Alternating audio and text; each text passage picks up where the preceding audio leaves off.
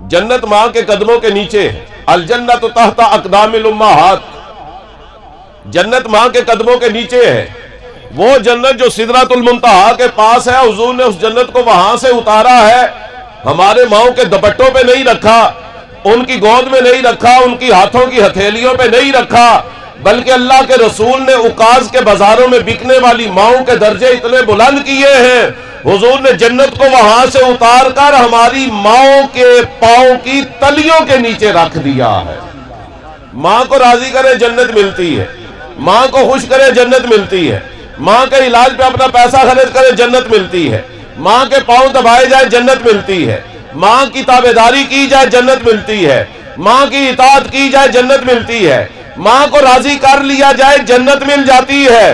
वर रिजल रब्बी फी रिजल वालिद, और हुजूर ने फरमाया अगर बाप को राजी कर लिया जाए बंदे को जन्नत भी मिल जाती है, जन्नत अता करने वाला रब भी बंदे को मिल जाता है।